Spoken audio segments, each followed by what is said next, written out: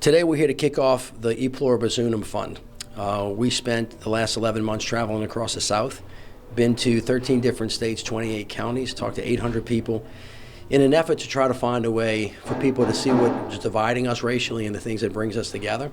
And as a consequence of that, we brought everybody together to start thinking about ways that we can actually start proving the cause that diversity is a strength, not a weakness, and actually start working through those issues. So we had a great group of panelists today to talk about what the next steps were, and we're really excited about it. Give us the highlights of your report.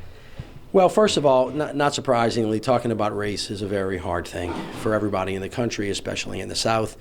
It makes people, feel weird. We don't really have the language for it. We talk past each other. Similarly situated people that are white and black see the world a different way, and that's not great. One of the things that is really good, though, is everybody agrees that everybody should have equal opportunity. They think that diversity is a strength, not a weakness. There is not a great sense in the white community about what institutional racism is. African Americans feel very strongly that they have suffered from that.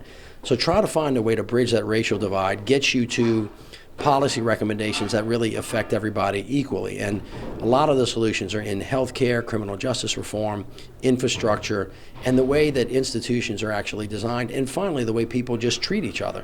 And the whole point is to see each other as human beings and value that can actually help make the country a better place to live.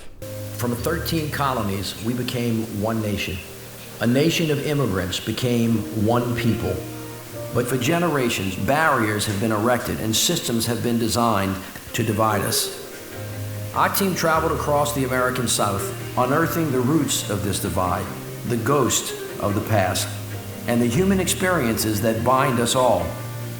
We've gone to 28 communities across 13 southern states, in rural areas and urban ones, growing metropolitan areas, and hollowed out main streets. We've talked one-on-one, in roundtables, and at focus groups. Over 800 people in all have shared their life stories with us. We've found that many white people still lack an understanding of the scope, scale, and depth of racism in America, that we continue to lead deeply segregated lives, that arts, culture, and sports bring people together, that across race and class, people all want the same thing: an opportunity to provide for themselves and their families.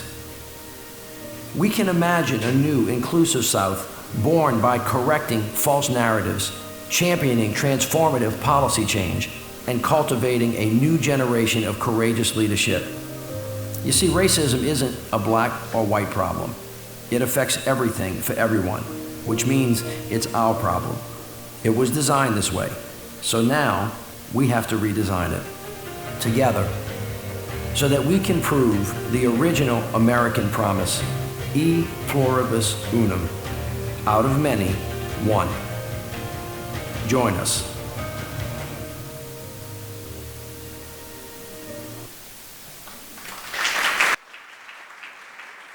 Please welcome the founder and president of E Pluribus Unum, Mitch Landrieu.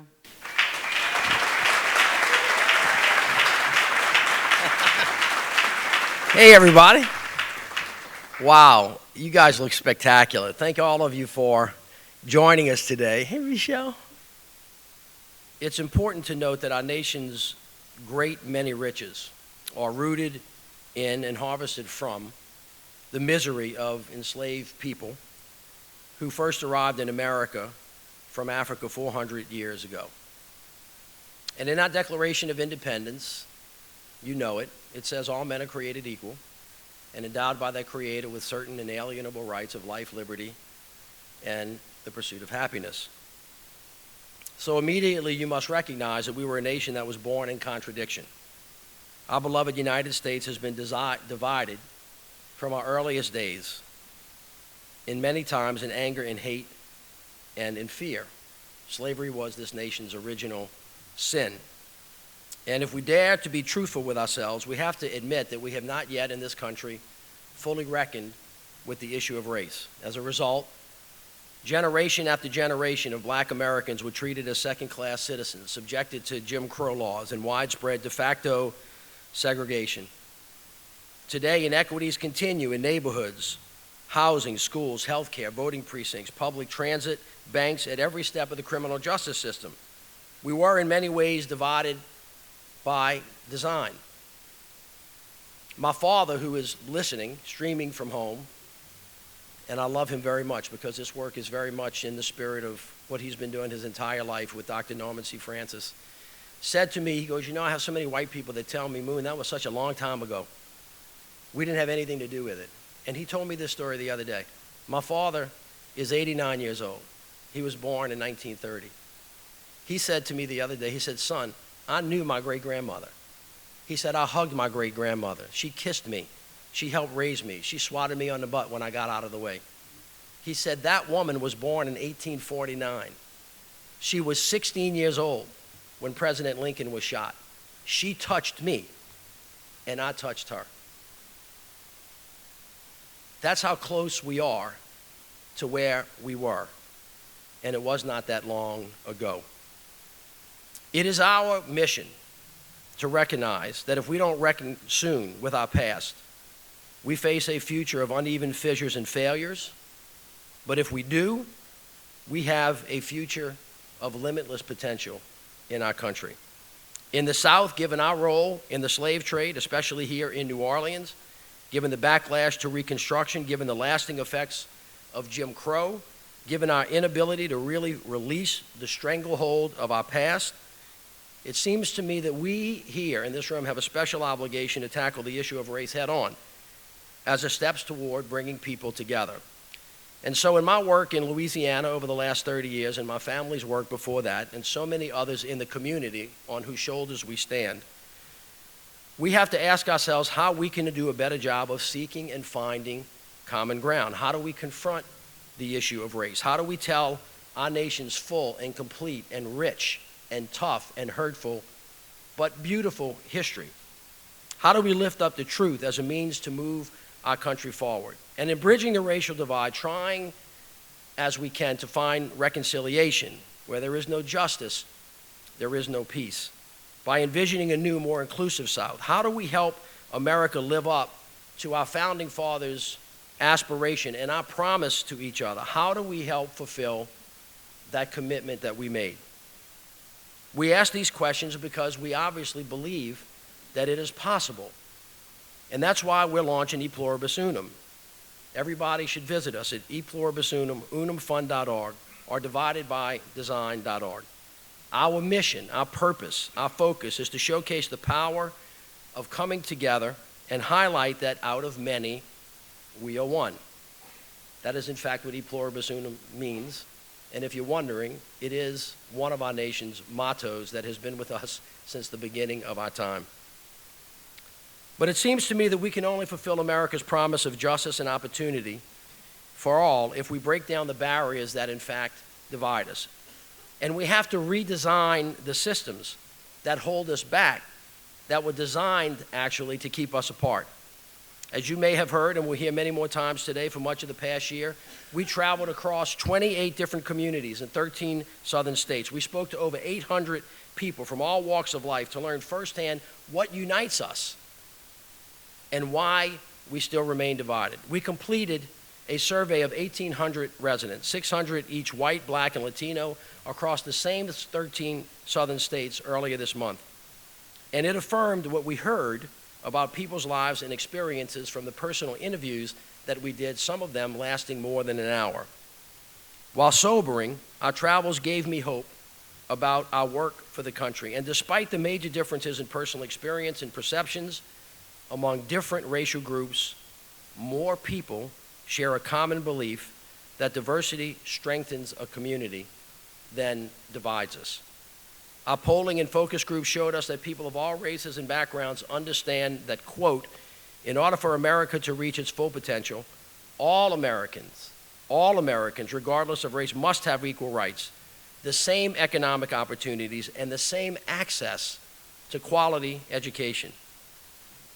But here's the thing, agreeing in theory, as you know, is just the start.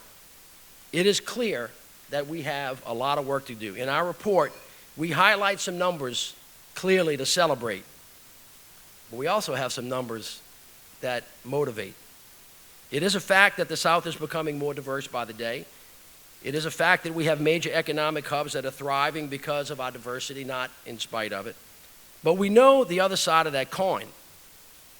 on health, on criminal justice, on education, on upward mobility, the racial gap, and more, the South lags behind every other place in the country. One of the reasons for this, we learned, is that many white Southerners that responded to our meetings and to this survey, who largely remain in charge of major systems and institutions, do not have a complete history, well, complete understanding of our history because they didn't learn it right the first time. And so they don't understand that the playing field has been tilted towards them in a way that has provided significant socioeconomic advantages and privileges over the course of generations. Most black respondents, on the other hand, reported that they have experienced discrimination because of the color of their skin and still feel the systemic biases and obstacles resulting from the legacy of slavery, Jim Crow, and segregation across the South. In our survey, 3/4 of black residents attributed poor economic situations to lack of opportunity. Meanwhile, a plurality, 44% of white residents, attributed poverty to poor life choices. You can see how people similarly situated view the world differently. That, to me, is a big part of the work. How do we get more white Southerners and white Americans to understand our history and to work to correct the inequities and imbalance and opportunities that exist still today? Answering that question is the central mission of EPU. Our polling also showed that most black, Latino, and white respondents report that they frequently interact with people of other races at work, at school, at community cultural events, sports events, festivals, and fairs. That's good news. We have seen and heard a lot about culture and sports being a key driver behind interactions with people of other races and ways to bring the community together. Anyone who's been to a Pelicans game or a Saints game knows that. And get a little hoot at from y'all.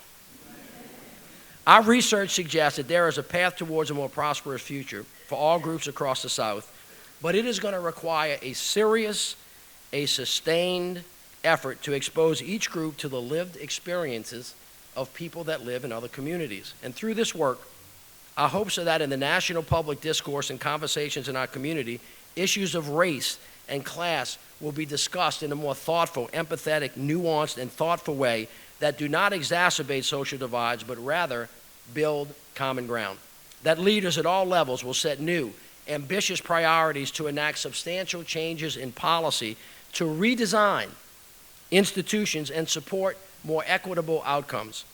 And that all people will have a deeper understanding of systemic racism and the ways in which they can act on issues of racial and economic equity every day. We have to act as one nation, not two. Indivisible with liberty and justice for all, not some. We can break down the barriers that have divided us by design. In taking this charge, we will ultimately prove our American motto, E Pluribus Unum, out of many we are one, and we will all be better for it. As I close, I am reminded of the fierce urgency of this moment. As we sit here and as we speak, this nation is laying to rest one of our great leaders, Elijah Cummings, who is being memorialized by President Clinton, who but for that moment would actually be here today, President Obama, John Lewis, and James Clyburn, and many others. He was a great fighter for civil rights and social justice. In his first speech as a member of Congress, he recited a simple 46-word poem that I would like to share with you today. I have only a minute, 60 seconds in it. Forced upon me, I did not choose it, but I know I must use it. Give account if I abuse it, suffer if I lose it. Only a tiny minute, but eternity is in it. That sums it up pretty good. We must use every minute of every day, seek and find common ground, to use our diversity to bind us together and to make us better, and to thereby restore America's promise for us all. That is our mission. Let's get into it. Thank you.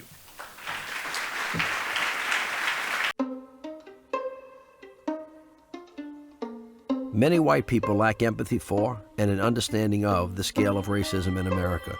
including our racial history and how it still permeates today's institutions. As a result, racism is too often narrowly defined as overt individual actions rather than systemic injustices. As an individual I've grown up in Mississippi, I only began to have overt racist experiences when I left the state of Mississippi. Now, coming back as an adult, I was able to see the systems that were racist, right? I was able to see the structural and institutional problems that we have that created and colored my experience. We know we incarcerate more people than anywhere else in the country, in the world for that matter. Not only do we incarcerate more people, we know we disproportionately incarcerate more people of color than the population supports. There's separation, there's hierarchy, and there's intentional lack of inclusion. Beyond the structures and systems, there's no doubt that there are individual acts of racism. A lot of folk don't think it exists because they don't see it in the way you saw it in the 30s and 40s and 50s. But it exists, and what happens is that folk engage in what we call have a nice day racism, or racism with a smile and a pat on the back, even to the point that the victim of that type of racism has no idea that he or she has been victimized. If we didn't have to go to the same grocery store or go to the same job, would we do it? And I would say probably not. Racism is very much in the water in our spaces. And how do you isolate that molecule in your water to better understand how it affects your consumption of the liquid? I think we still have a lot of reckoning to do with our history, what we've done, where we've been, where we are now, and move forward to where we want to be.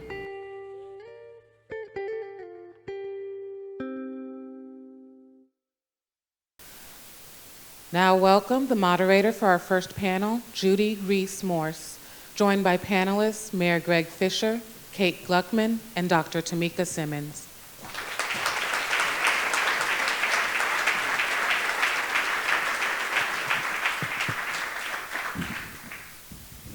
Good morning, everyone. That was a great speech by former Mayor of New Orleans, Mitch Landrieu. Congratulations, Mr. Landrieu. I am really, really honored to be here with all of you. We are getting ready to have a tremendous conversation, really focused on what took place on the road, getting to this day, getting to this moment, getting to this launch of what we now know officially as E Pluribus Unum, out of many, one. I want to tell you a little bit about what we did before we got here, and then I want to have each of the panelists start to share a little bit about who they are and what they're doing in the spaces that they're in. Last fall, the E Pluribus Unum team set out to listen to and learn from American Southerners about some of the most complex issues facing America today. You've heard about them: race, equity, economic opportunity, and violence. Over a period of 9 months, covering many cities and several states, a very diverse team traveled to urban areas, suburban neighborhoods, small towns, and rural communities to meet people and hear their perspectives. This team believed that the first step in working towards solutions to these very complex and seemingly intractable problems is to hear people's truths. They heard from teachers, from coal miners, office workers, horse groomers, faith leaders, elected officials, and many, many teenagers. Their questions were very broad and open-ended, leaving a lot of room for people to tell their stories, and tell their stories they did. We heard stories of pride and joy and promise, but also anger, frustration, and hopelessness. And while the perspectives differed depending on who was answering the question, there was one thread that ran throughout every interview across every city across the American South, and that is these complex issues impact every single person, whether they realized it or not. So our conversation this morning is going to include hearing from some of the people who were a part of this tour. And as I said, we want to hear from you. We want you to tell us a little bit about your space and tell us about what you first thought about when you got the phone call. So you got a phone call from Mitch Landrieu or someone on his team, and the message was that he and a team wanted to come to your space, come to your city, and talk about race, equity, economic opportunity, and violence. What in the world did you think when you got that phone call? Let's start with you, Mayor Fischer. I was excited. So Mayor Landrieu and I have been doing work in this space for quite some time. And so I think one of the hallmarks of a strong city is that you lean into this type of work. You don't engage it. It's there. And when you don't acknowledge it, it doesn't go away. So it provided another opportunity for us as a city to come together, to explore our differences, to explore our commonality, and put the issues on the table. I mean, I can remember, obviously, I would like for you all to think about, what did you think about when you saw the demonstration, civil unrest taking place in Charlottesville, Virginia, a couple of years ago? I mean, I had a physical reaction, bile in my mouth, kind of that queasy feeling in your stomach, saying, is this United States of America? And the unfortunate reality is that it is. But when you see the Klan marching and the neo-Nazis marching and the leader of this country say there's fine people on both sides, if you're not stirred to act as an individual, much less as an elected official, I ask, what is the purpose of your life and why are you here? So we launched something called Lean Into Louisville. And Lean Into Louisville was launched as a reaction to Charlottesville, because what I've found is that when people receive education and background around discrimination or any form of prejudice, their minds start expanding. What I've found is when people get together with people that are not like them, whether it be skin color, religion, ethnicity, whatever it is, the otherization starts receding. So we saw this as a tremendous opportunity to continue the work that we did in Lean Into Louisville and then bring somebody together. Mitch Landrieu is a man of national prominence, especially after the speeches that he gave here when you all removed your statues in the city. Congratulations on that, by the way. Tremendous act of civic leadership. And so Mayor Landrieu is using his platform to make our country a better place. And so people were attracted to come and learn about that as well. So it was a great moment for our city. Thank you for that. Ms. Kate Gluckman, let's hear from you. You're from Sunflower County in the Delta in Mississippi. Tell us about your space, because I think there are a lot of people who are not familiar with your space. It is a very special place. It's a very challenged space. But tell us about your space and tell us about the work you're doing there. I have the privilege of serving as the executive director of the Sunflower County Freedom Project. We're a 20-year-old educational nonprofit working in the heart of the Mississippi Delta in Sunflower County. And this is really hallowed ground. This is the home of Fannie Lou Hamer, and it's also the home of the Citizens Council. And so our story in Sunflower County, I think, is the story of the United States. And so when Mitch called to come and say, we want to come and visit you, I said, wrong number. I don't, we're a tiny organization. But also I said, yes, absolutely, because if you're not listening to voices in Sunflower County, if you're not listening to voices in the Mississippi Delta, then you're missing the narrative that's happening in our country, and you're missing the narrative around both what remains as a challenge in race and equity and injustice, but also what's working and where there's hope. And I said, well, our students are brilliant and they need to be heard. And so yes, you better come, and you better come fast, because they have a lot to say. So I was just really honored, but also felt a responsibility to share about the challenges in education that we still face in the United States, in Mississippi specifically, and the need for us to address education in rural areas as a way towards equity and a way towards justice and economic opportunity. And so I was just really honored, and our students showed up that day, and they had a lot to say and had a great conversation with the organization. And one of the things that I really challenged people to do in Pluribus Unum is to not just come listen to the stories, because a lot of people come and listen to to the stories and then nothing happens.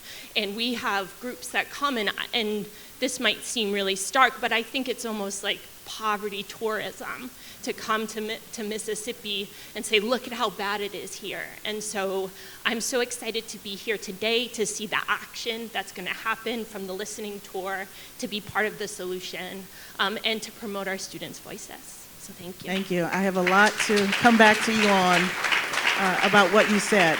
But first, my friend Dr. Simmons, welcome. Dr. Tamika Simmons, Delta State University. Please tell us about the work that you are leading there, which is amazing. Well, let me talk about when we got the call. Yes, yes, yes. So my reaction was similar is what Kate shared, and I thought, okay, let's go. When you're doing racial equity, social justice work, it's a lot of folks that come to the table and say they want to be part of the party. And so my thoughts were, okay, let's go. What you got? You want to come to Mississippi? You want to come into the Delta? Let's talk and have real raw conversation about what's happening. There is a war in the state of Mississippi, and that war looks very much like the war in the United States of America. Sometimes people ask, how can you live in Mississippi? And I ask, how do you live in the United States? What's happening in Mississippi is what's happening in America. And so what I thought was really exciting about the opportunity that was presented was a chance to talk about that grassroots work, what we're doing on the ground, to highlight the voices and the people, to push back against the narrative that Mississippi is just letting things happen to itself. There are people on the ground fighting that war that we see folks fighting nationally. And every little bit and every little person and every little effort counts. And to be able to see that discussed on a national platform has been an amazing opportunity to again highlight that Mississippi is here. We are America. We are fighting, just like the rest of America, against all of the social ills that we see. And we are raw, and we are tough, and we are Southern. We'll give you some sweet tea. We're going to give you some sweet tea, but you got to be ready to work. And so it was just a great opportunity. So I want to follow up with you just on that point. A lot of people believe that Mississippi is indeed still burning. Is it? What are your thoughts about that from you and from Kate? Mississippi is on fire like America's on fire. And what we see is this shifting of what racism looks like. And I know there's a current narrative and dialogue that's trying to redefine what racism is. We act like we don't know it when we see it anymore. It's the same old racism. And Mississippi is dealing with that the same way the country is dealing with that. And you see it a lot of times in systems, and you've got to unpack what that means. In the Mississippi Delta, just like the rest of the country, it's become so systematic when we talk about what education looks like, what the economy looks like, what the disparities in wealth looks like. It's become so much a part of your everyday life that you think it's normal. You think that it's just how things should be. And if we don't educate our children about, no, this is a systemic and organized effort to make sure your fabric looks just like this. And so I think that when we think about the work, some of the work is pulling back the mask that this is normal. The mask is this is the way it should be. The mask that public schools are worse off than private schools just because they're public. That sort of thing. And I think that's really important work, especially when talking with and working with young people, because it's the normal for them. And we have to make sure they understand this is not normal. Everyone does not have the same opportunities. Everybody is not doing some of the things that the stereotypes project.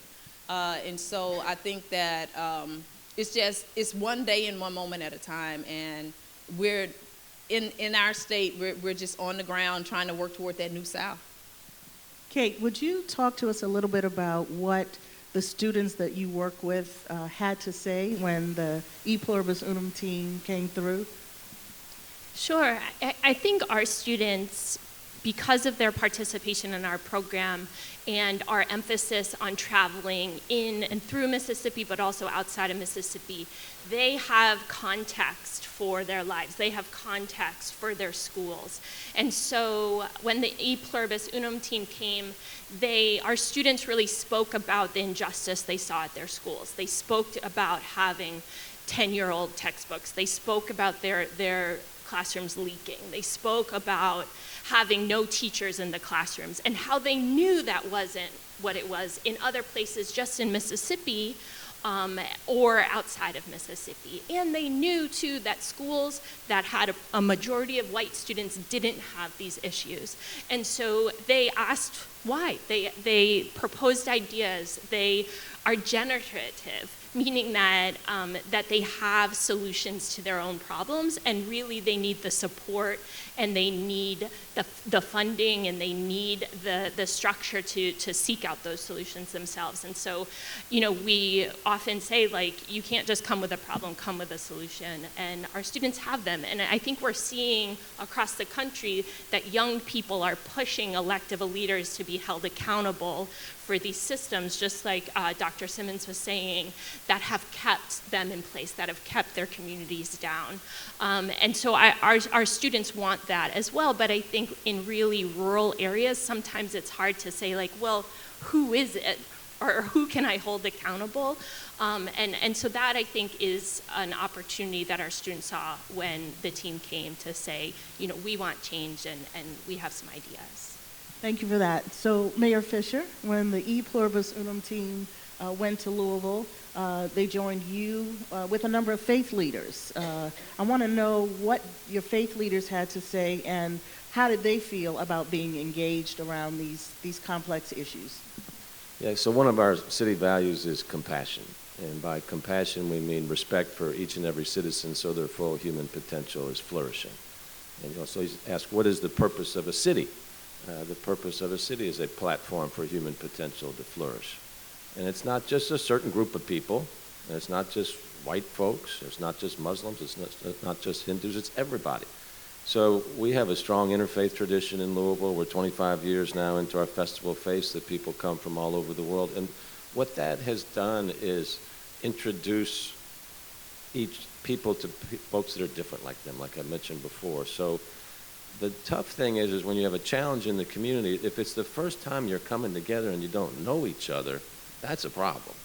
Every community is going to have some tragedy, some type of disaster. So the question is, do you turn into each other to lift each other up, or do you turn against each other? So the interfaith work has presented a great platform for us to get to know the entire community. And different people come into it at different times with these conversations. You find where people would say this is a tough conversation about race or religion or Muslim extremism, whatever it might be, any type of religious extremism. The more you expose people to these conversations, the more normal they become. And usually the broader their mind and their consciousness gets as well. So our interfaith community has played a really important role with us to understand all forms of discrimination and what it looks like in a community, what we can do about it as well. So it's another way into the conversation. What we found, is particularly what I found, is a white male mayor, where I can talk about privileges that white people have and especially privileges that white guys have. When you have that conversation initially with a group of white men in particular, I mean, you see a lot of squirming in the seats. But as you explain what it means, that doesn't mean you didn't work hard or you don't deserve what you have. It just means there's a whole bigger picture out there that you may not have considered before in this system we call life. And if you want to move forward in the best way for you and your family, how does the system become optimized? Not just you as a white man.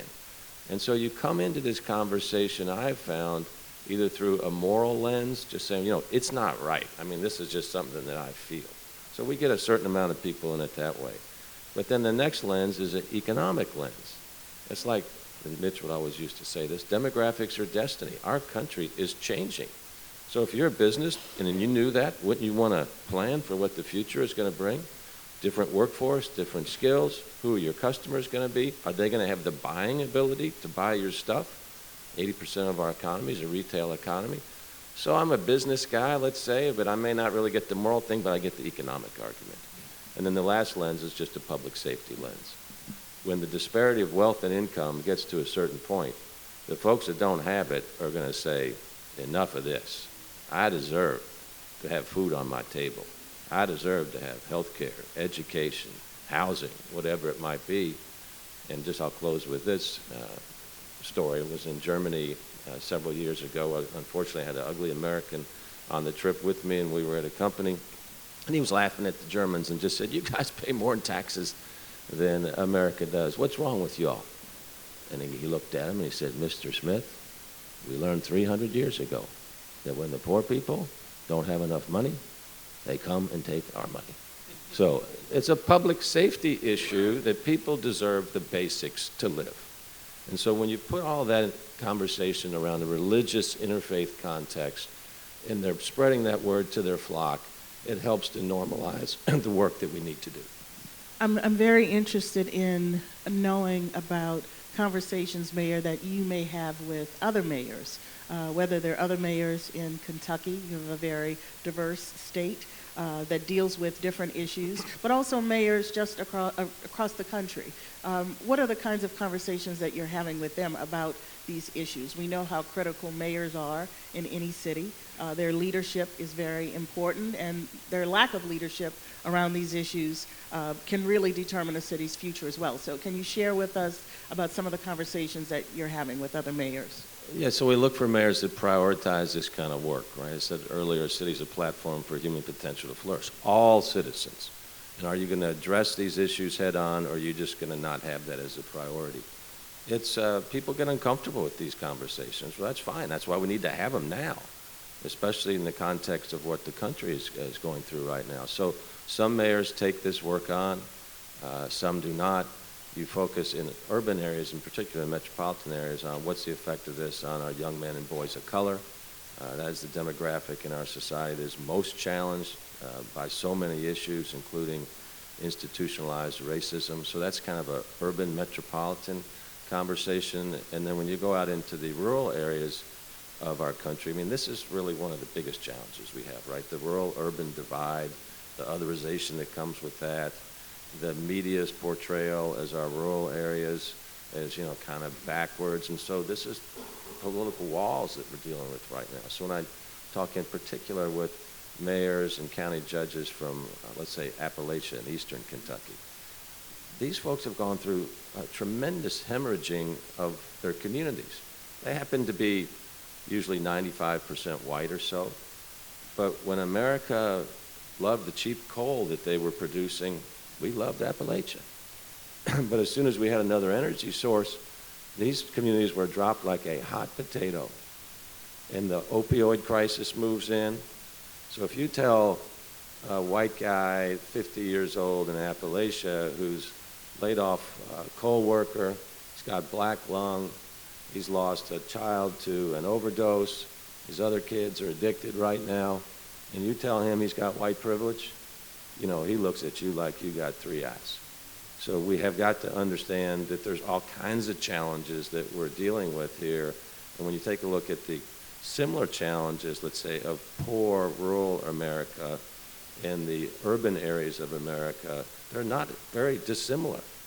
But that coalition has not come together in a way from a political standpoint that needs to drive the kind of change that we need to see in our country for all of America, whether it's rural or urban. So much about the South is about pining for and holding on to the past. Nostalgia. You hear the word heritage a lot, but we really never honor our whole history or the whole truth about our past. The way we hold on to history and the way we glorify it or romanticize it needs to stop. I just don't think we're honest. I think we're romanticizing people. You know, we'll do Gone with the Wind and not talk about the destruction that happened during slavery and the Civil War. That history is palpable. I mean, you walk downtown and you're walking up streets that slaves were brought up, or you stop at the corner and you're at the corner that the bus picked Rosa Parks up on. Chocolate Bottom, the epicenter of the U.S. domestic slave trade, has yet to be properly memorialized. Buckle bottom. So many people were sold that the majority of African Americans today could trace some ancestry here. That's important. That's sacred ground. The first thing people see and understand is the history of racism. Like immediately you think Emmett Till, you think about the struggles of Annie Lou Hamer. You're wondering if you can drive down the street and make it out safe. You really have that fear like it's Mississippi that's still burning. And I think that that's a very real expectation that people have. And if they see something different, they may be surprised, but if they see what they feel is the same, then they feel confirmed. I think getting all of Mississippians, particularly white Mississippians, on a common page about our racial history of injustice is a necessary first step. And as long as we sort of live in this neverland about the lost cause or it's always somebody else's fault, we won't get there. I think once we can face the truth about who the South is, you can see who America is, because America has benefited from everything the South has done, then we can move forward. America will never be America until we've dealt with our genocidal beginnings and our racial underpinnings. I think until that happens, we can't heal ourselves.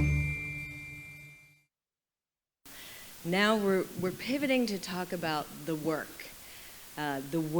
that's required to bring about the change that we all are envisioning and know needs to happen. So each panelist here will talk about his and her own experience and how they will assist in fulfilling the goals of the program of EPU. Obviously, Mayor Landrieu will speak about the leadership required, the leadership changes, and the leadership training. Angela Glover-Blackwell will speak about policy and narratives, and Brandon B. Mike Odoms will talk about storytelling and narrative change that's required. When we think about the work that actually needs to happen, it's clearly deep and intentional work. It includes explaining the South's legacy of hate and exploring how the legacies of Jim Crow still exist today. A lot of people don't understand it. They don't understand the history. They don't know it. And it's an invisible hand that touches each one of us. We have to understand why we must challenge each other to create pathways towards reconciliation and healing, and what that looks like in various communities. And I think together we have to envision a new American South where barriers to equitable participation in America's promise can be dismantled. So I'd love to start, Angela, with you. Your organization, Policy Link, partnered with EPU in the conversations across southern cities. Can you please help us understand how the legacies of Jim Crow persist today in the structures of our society and in the way that policies and laws are still written? Thank you. Thank you. Congratulations on this. It's amazing that we're having this conversation now and with this level of honesty and depth. The previous panel, and Mitch, in your opening comments, really made it very clear that we all have to push ourselves to get educated about how we really started and how we got here. The fact that the nation was founded on stolen land and built based on human bondage is not something that you easily move past. It brought with it a hierarchy of human value, with some human beings valued much more than others, white at the top of that and black at the bottom. And just getting rid of legal slavery did not change the fundamental narrative about who's worth anything and who is not. Mitch, I thought it was so helpful when you pointed out that your father talked about hugging a great-grandmother who was born during the time that slavery was happening. For myself, my own grandmother was born in 1886, just 21 years after slavery ended. My own grandmother, who I lived with, she died in 1968. I was in college. And when I hear her stories and my parents' stories, it's so clear that it's still happening now. There's a book that was written about 2 years ago called The Color of Law that makes the point that the beginning of the nation, slavery, Jim Crow, segregation, and what that did to housing exists to this day. That first, people were pushed into neighborhoods that were lacking and less than. Redlining required that people could not buy homes if they were black in neighborhoods that were not already black.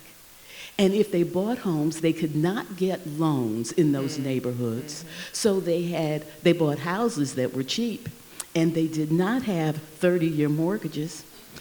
What is often not known is if you go to any inner city now, and the communities that are the poorest, that suffer the most disinvestment, are the same neighborhoods that you could see on a redlining map from 60 years ago, the same neighborhoods. And so that progression has not brought progress with it. It's a classic example of not valuing people, creating laws based on not valuing people, and those laws then create an atmosphere in which the same thing goes forward. That people buy homes, they don't have value, they don't get wealth, the families can't send kids to college, they can't get through an emergency, and that's all because we didn't value them in the founding of the country. We made laws that put them at a disadvantage, and those same laws keep them at a disadvantage. So this valuing of each other and every individual is fundamental to the change that has to happen first, and then aligning that value and that narrative change to new policies and laws. So can you speak a little bit about how you see that narrative changing? How does that narrative get changed? Yes, we have to move from an old narrative that didn't value. We have to move from a narrative that says that people who are doing well did it by themselves. The country cannot say we did this by ourselves when you begin with stolen land. The country cannot say we did this by ourselves when it was built on human bondage. The country cannot say that we did it by ourselves when we had laws that kept some people out. And just as the country can't say it, the individuals can't say it either. And you didn't have to be aware of it to take advantage of it. We need a new story. We need a new story that's not just a feel-good story. We need a story that actually reflects where we are, and this is where we are.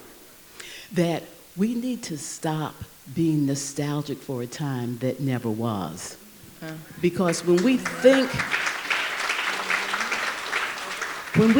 back about perhaps when people thought things were great, it wasn't great for people who were living in these disinvested neighborhoods, not able to go to school. It wasn't great for people who were stuck children, who were working in the fields and not going to school. It wasn't great. That's a time that never was. But also, we have to stop ignoring a future that is inevitable. And the future that is inevitable is that the nation is dependent going forward and will become more dependent on the very people who have been left behind. So we need to embrace that.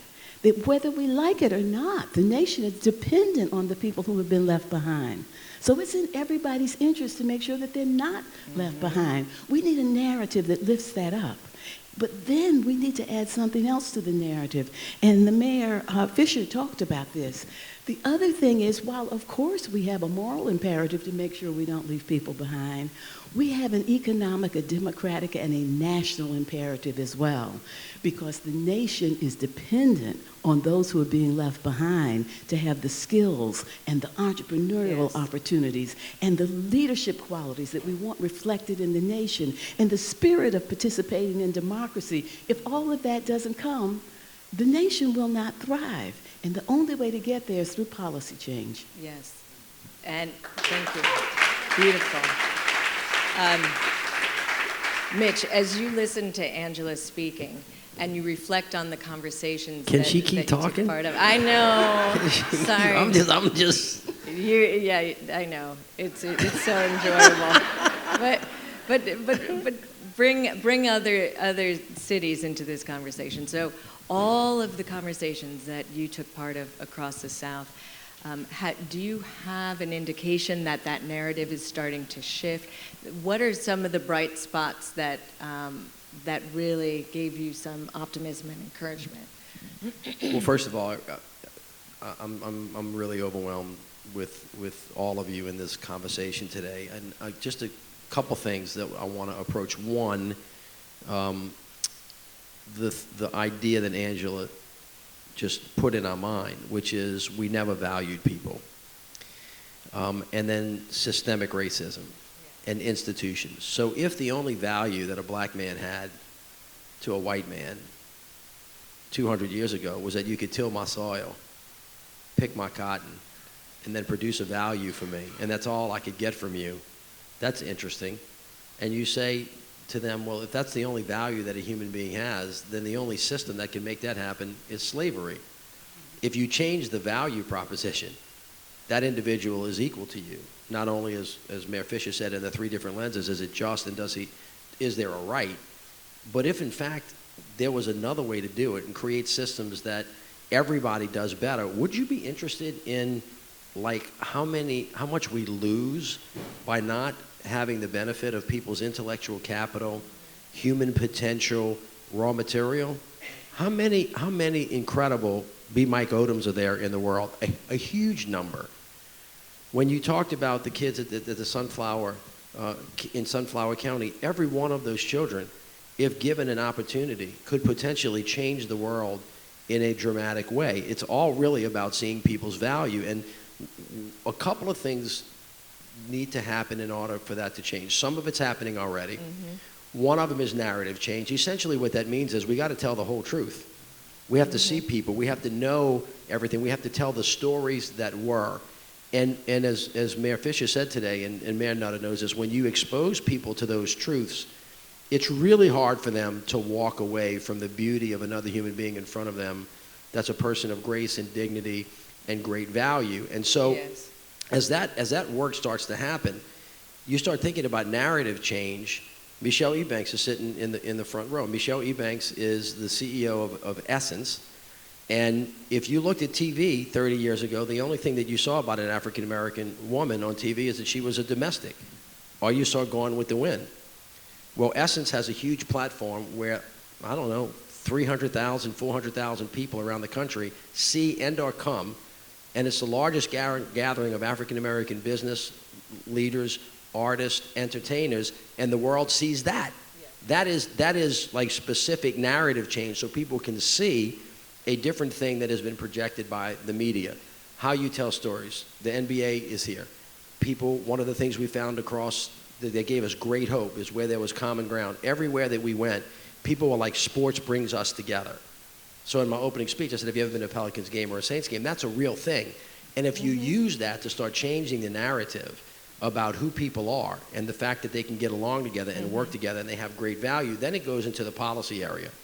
So Jason Williams is here, who's our council member at large, and that helps run the city, but in specific policies that we see across the city, and Mayor Nutter knows this, and Mayor Fischer, is that, for example, when Katie was talking earlier about her kids going into a classroom, well, these, your kids, just listen to your kids. The kids in Louisville, Kentucky, Greg, when we were there, they said to me, Mayor, it's really clear to us. We can just look around our neighborhood, look at our school, go into the bathrooms where there's no toilet paper, look at our textbooks that are older. We don't feel very valued. We know that talent is equally distributed, but it's clear to us that opportunity is not. Now, how do you know that? That's such a profound thing. Well, they said, well, I don't know, we're not stupid. We can look at the nice school across the street. They got a big yard, they got beautiful grass, they got nice basketball goals, they got great books, they have more teachers per ratio than we do, and a lot of those kids are going to college. Well, we're just as smart as they are. So when you think about how do you change policy, there are very specific things that, for example, leaders can do to fix them. That, by the way, that classroom that Kate was talking about was designed by neglect. Everybody in America that deals with blighted housing and wants to get people to tear down houses, that house didn't get like that, like on purpose. It got that way because somebody neglected it. And the same thing is true about our institutions. And so Jason's sitting on the city council, and all of a sudden, we see these differences in how our criminal justice system arrests people, indicts people, and then sentences those individuals. What happens in that courtroom is a result of what the legislature does in terms of passing laws. So when you go back and say, well, what's the judge's choice? Those choices have already been made on an upper level. That's designed institution. The classroom is an institutional design. In Mississippi, if I'm lying, I'm dying, I think this is right, that if you want to get elected statewide, you have got to win a majority of the state. But you also, am I right about this? Have to win a majority of the counties. Now, if I don't live in Mississippi, and I love Mississippi, by the way. My people are from Mississippi. But they are. But if you're an African American and you have both of those hurdles to get over, you're not jumping over that wall, baby. It's not going to happen. And that's the kind And of that's the kind of systemic struggle that you have to change. Today has been so exciting to see so many people come together for such a thoughtful, honest conversation about the history of the nation, how that history has always been about race in one way or another, and how we need to understand the truth of what has happened and be deliberate about creating policies and strategies and stories that get us to a better place. Really exciting. Just an incredible event here. Reminds us all that we have to be rooted in the history of our country, whether it be the initial treatment of indigenous people, building the economy on the backs of enslaved people, so that people understand why this work is so important and why we're getting the outcomes that our systems are designed to produce right now, which are full of inequity and full of disproportionate opportunity. So I'm very hopeful that Pluribus Unum will be the right way to move our country forward. Out of many, we're one. Not until we become out of many, we're one with economic development, community development, workforce development. Out of many, we one will build sustainable communities from one city, one town, one community at a time. And we begin to collectively think inclusiveness, where we can create sustainable communities through one, we will build a better America. We did the report today. We actually did a poll. We'll continue to do that. We will start developing policies that make sense. We'll start doing leadership training for elected officials across the South. And we'll start to work with organizations that are in sports culture to start telling the stories of everybody whose stories have not been told, and to tell them fully so that we can reckon with our past and kind of move into the future. Your reaction to everything that you've seen and heard here today? It was really overwhelming. It was beautiful. There was a lot of painful, discussions about things that have happened to people. There was a lot of hope from the students that were here today about what their vision is for the future that they want. I don't think anybody is short-arming the fact that this is going to take a lot of work and a lot of time, and now especially is an important time in the country to recommit to this work. How can people get more information?